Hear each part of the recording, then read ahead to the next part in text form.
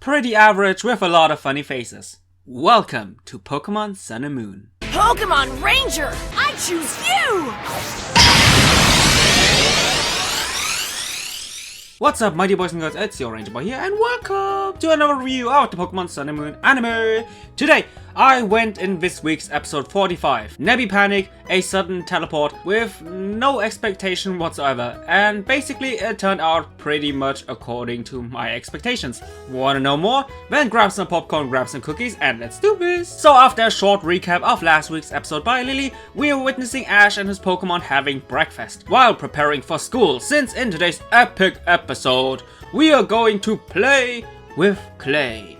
That's what I'm talking about. No Pokemon battles, no Aether Foundation, or solving mysteries. Playing with clay.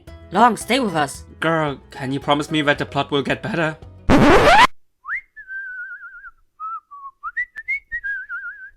I thought so.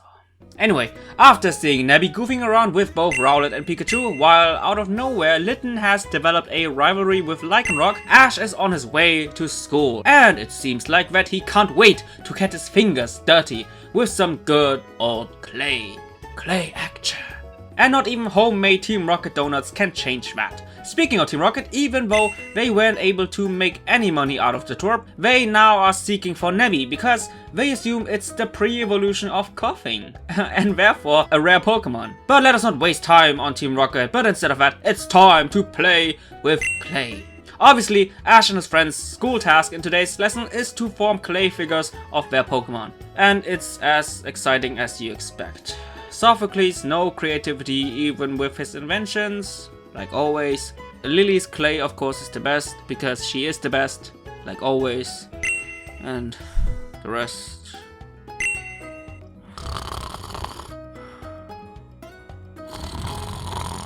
Long, wake up! Oh shit. I swear the episode was good. Do us a favor and just skip to the next scene. Okay. I guess NEBBY was bored as fuck as well, because he starts to teleport everybody around the places that person was thinking about. Sophocles to where Jigglypuff is, Marlo to Oranguru, Lana obviously to the ocean, because Lana always thinks about the ocean, and Kiara to the Akala volcano. Standard stuff. But then, NEBBY is about to teleport Lily to the place she is thinking right now. Ah yes, finally it gets interesting. Where is she going to get teleported to? Lusamine? Gladion? Her dad? The answer? To absolutely nobody, because NEBBY then falls asleep. Oh, come on, NEBBY! I totally know where some of my subscribers would like to get teleported to. I like this. I like this a lot. NEBBY, wait! Damn you, NEBBY! Anyway, now it's time for our group to discuss what just happened, and soon they make the conclusion that not only NEBBY was teleporting them to the places they were thinking about, but also that NEBBY does all this because he himself doesn't know in which place he belongs to. Sadly, we can't have more of this fascinating mystery-solving vibe, because NEBBY wakes up, cries widely, and to calm him down, the group decides to make funny faces. It's as if the people who make the anime know about my channel and decided, hey, let's increase his funny face counter even more! So everybody strikes funny faces, or in my case, regular Sun and Moon faces. But Lily's face, in particular, seems to be so funny that everybody is in shock. But hey, it worked. In fact, it worked so well that NEBBY once again starts teleporting around. Jigglypuff, who sings its song and lets Ash and the others fall asleep, and then doodles on their faces. Then the ocean, at Oranguru's bar, back at home, and then to the Vela volcano. And last but not least, to Team Rocket, who surprisingly decide to take on Ash on a 1 vs 1 battle for the pre-coughing evolution. And at first it started like a legit showdown between Pikachu and Mimikyu, but after a stereotypical staring at each other for a long time, Ash and Pikachu are getting blinded by the sunset, which leaves Team Rocket wide open to snatch NEBBY away from them. Unfortunately, because of the panic, they were thinking about Beware, and NEBBY straight up teleports them into Beware's arms. Alone in the dark forest, NEBBY gets scared and wants to go home, but it doesn't really know what place he can call his home, until mesmerizing numerous places, and then ends up thinking about Ash, and that Ash is his home, and happily teleports into his arms. Aww. And with a last teleport scene to the rooftop of the school, the episode ends. So this was the episode, and without any more goofing around, let's dive right into the ratings. What can I say about the story? This week's story was basically like the NEBBY teleportation itself.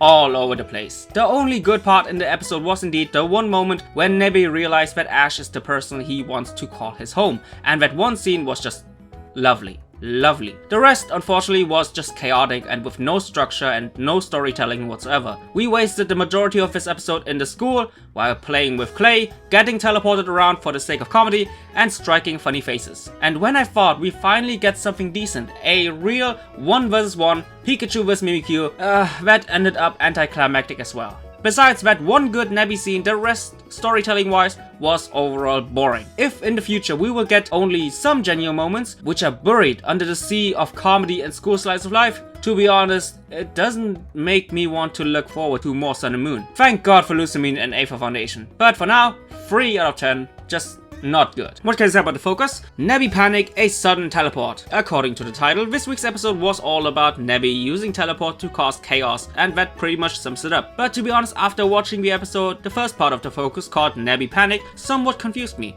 Was it about Nebby causing panic within the group, or was it about Nebby being in panic? Because we have seen in that one scene of Nebby that after being separated from Ash, it actually started panicking and being scared. That's why I'm not so sure what the first part is referring to, so that's why 8 out of 10. Last but not least, animation. Just like last week's episode, this week's adventure had some good animation parts which were decent, but not really outstanding. My favorite animation highlights were indeed the teleportation segments of Ash and Nebby, and it kinda reminded me of the Ultra Wormholes. And then we have the Pikachu vs Mimikyu showdown, which sadly was really anticlimactic, but at least pretty good animated. 6 out of 10. So this episode scores a 5.66 out of 10 with the recommendation, you can watch it, you can enjoy it, but please don't expect anything from it. Anyway guys, I really hope you enjoyed this review, and just like always, see you guys in the comment section down below.